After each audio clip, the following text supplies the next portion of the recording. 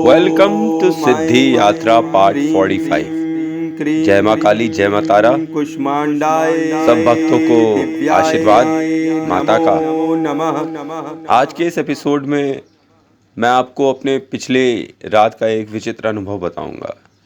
जैसे कि आप सबको पता है कि मेरी तबीयत बहुत ख़राब है ब्रेन स्ट्रोक की वजह से, और मुझे बेहोशी सी छाती रहती है। तो रात में जब दवा खा लेता हूँ तो रात में पूजा करना एकदम ही असंभव हो जाता है। इस बात का दुख मुझे बहुत है, पर सुबह मैं कर लेता हूँ पूजा। मेरी संकल्प में यह है कि एक टाइम पूजा तो मुझे करना ही चाहिए, चाहे सुबह और चाहे रात। सुबह के टाइम जब मैं पूजा करता हूँ तो मैं मात्र एक ही माला जाप करता हूँ, और रात में मालाओं की संख्या ज़्यादा हो जाती है। तो रात में जब मैं बेहोशी की हालत में सो रहा था, 2 दिन पहले मैं जब सो रहा था तो मुझे ऐसा लगा कि मैं बेहोश हो गया हूँ। मैं जिस पोजीशन में सो रहा था वैसे ही पोजीशन में मैं सो गया। अब मैं मंदिर में ही सोता हूँ अपने। पहले मैं अपने मंदिर में नहीं सो रहा था, लेकिन अब आजकल मैं अपने मंदिर में ही सोता हूँ। रात के इस विचित्र अनुभव के बारे में मैं आपको बताता हूँ कि मैं सो रहा था तो मैंने स्वप्न में देखा कि मैं माता काली के गोद में सर रखकर सो रहा हूँ, और माँ मेरे सिर पर स्नेह से हाथ फेर रही है। तभी मैंने देखा कि पूरा कमरा, जो कि घुप अंधेरे में था, वो एक सफ़ेद रंग की रोशनी से जगमगा उठा। तो मैंने देखा कि एक बहुत ही सुंदर औरत, बहुत ही सुंदर औरत एक सफ़ेद रंग के शेर पर मेरे कमरे में आ गई।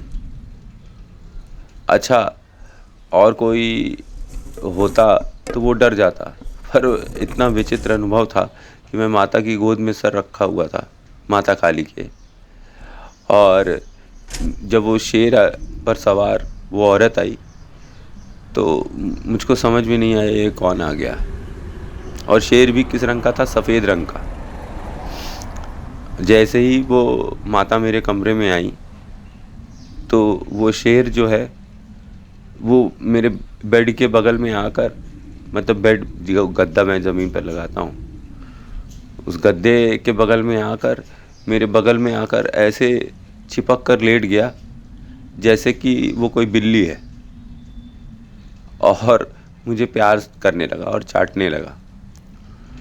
मैंने हैरान होकर माता काली की तरफ देखा तो माँ काली की तो आंखें वैसे ही नीचे रहती हैं और मंद मंद मुस्कुराती रहती हैं।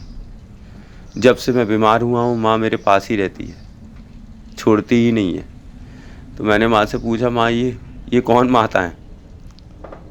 तो फिर माँ ने मुझे बताया कि ये ब्रह्मांड की उत्पत्ति के समय जो प्रकाश जागृत हुआ था, ये वे माता हैं। मतलब कि पहले ब्रह्मांड जब नहीं था और केवल माता काली की ही शक्ति थी, तो जैसे ही माता काली की शक्ति क्रीम की ध्वनि हुई तो ब्रह्मांड में सबसे पहले जो प्रकाश जागृत हुआ, जिससे पूरे ब्रह्मांड का निर्माण हुआ, जिस शक्ति से, जिस पराशक्ति से, ये वे माता हैं। इनका नाम कुष्मांडा है। और ये माता के हाथ में ये 8 हाथ हैं होते हैं इनके माता के, ऐसा माता काली ने मुझे बताया। मुझे तो उनके केवल 2 ही हाथ दिखाई पड़े, और उन दोनों हाथों में से एक से वो आशीर्वाद दे रही थी और दूसरे हाथ में उनके तांबे का लोटा था जिसमें फिटकरी थी, 2 लौंग थी और हल्दी और कुमकुम था। तो मैंने पूछा, माँ ये कौन है? तो माता काली ने बताया कि ये कुष्मांडा माता हैं, और तुम इतने रोगग्रस्त हो गए हो इसलिए ये तुम्हारा दुख दूर करने आई हैं। उन्होंने मेरे सिर पर हाथ फेरा तो मेरे शरीर में एक अजीब सी पावरफुल एनर्जी सर के बाल से लेकर पैर के नाखून तक जागृत हो गई। मुझे ऐसा लगा कि मैं कोई पहलवान जैसा बन गया। तो मैंने उठकर माता को प्रणाम किया और फिर माँ की गोद में सर रख कर लेट गया। और इस सारे प्रकरण में जो शेर था वो मेरे बगल में ही लेटा हुआ था। इतना बड़ा शेर था और इतना गद्देदार शेर था, सफ़ेद रंग का, कि मैंने वैसा शेर कभी देखा नहीं था। और ऐसे मुस्कुरा मुस्कुरा के लौट रहा था मेरे बगल में जैसे कि कोई पेट हो। माता को मैंने देखा, उनके पास से बहुत प्रकाश पुंज निकल रहा था। अंधेरे कमरे में वो एक सफ़ेद बल्ब की तरह जगमगा रही थी। तो मैंने पूछा, माता आपने मुझे दर्शन दिया, बताइए। तो वो बोली, मैं बताऊं? तू बता, तुझे क्या वरदान चाहिए। मैंने बोला, माता आप आ गई हो तो वरदान की क्या आवश्यकता है।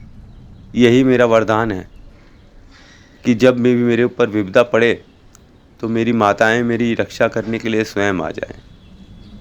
माता ने मुझे बताया कि जो मैं कर रहा हूँ, उनका नाम ले रहा हूँ, माता काली का, और सब तरफ उनका नाम फैलाने की कोशिश कर रहा हूँ, इसलिए और शक्तियाँ मुझसे क्रोधित हो गई हैं और मुझे चैलेंज करना चाहती हैं। इसीलिए उन्होंने मेरे ऊपर आक्रमण किया था। और इसका एक उदाहरण उन्होंने मुझे बताया कि एक रात पहले मेरे घर में एक बहुत मोटा चूहा आ गया है। मैं 3rd फ्लोर पे रहता हूँ और नीचे जो ग्राउंड फ्लोर था वहाँ से एक चूहा आ गया है, बहुत ही काला काला बड़ा सा, और वो उपद्रव मचा रहा है पूरे घर में। उस चूहे को तो मैंने भी देखा कि मेरे रूम के बाहर, मंदिर के रूम के बाहर, ड्राइंग रूम में वो आ गया था। मैंने उसको स्वयं देखा।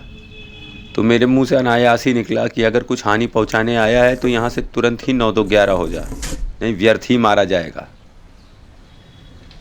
जब मैंने उसे ऐसा कहा तो वो चूहा वहाँ से भाग निकला और मंदिर में अनाज और भी चीज़ें हैं जो माता को मैं चढ़ाता हूँ, उसको उसने नुकसान नहीं पहुँचाया।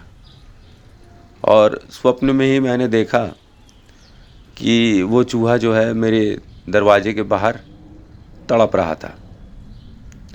वो एक नेगेटिव एनर्जी थी जो मेरे मंदिर तक पहुंच गई थी और मेरे आज्ञा मात्र देने से ही वो वहाँ से भग निकली। ये माता कुष्मांडा का ही प्रताप था कि वो मंदिर के अंदर नहीं आई। माता कुष्मांडा मेरे रोग दूर करने के लिए स्वयं आ गई थी। और उसे बुलाया किसने था? माता काली ने। माता काली ने बताया कि माँ कुष्मांडा तुमको कुछ बताने आई है, उसको ध्यान से सुनो। मैंने बोला, माँ बोलो, क्या क्या बताना चाहती हो माता? मैंने तुम्हें पहले तो कभी नहीं देखा, मैं तो केवल काली माता को ही देखता हूँ। तो वे और मुस्कुराने लगी। उन्होंने कोई जवाब नहीं दिया। उन्होंने मुझे दिखाया कि एक पीतल का लोटा है, उसके अंदर फिटकरी और 2 लौंग, और जो मैं यज्ञ करता हूँ उसकी राख, हल्दी और कुमकुम पड़ा हुआ है।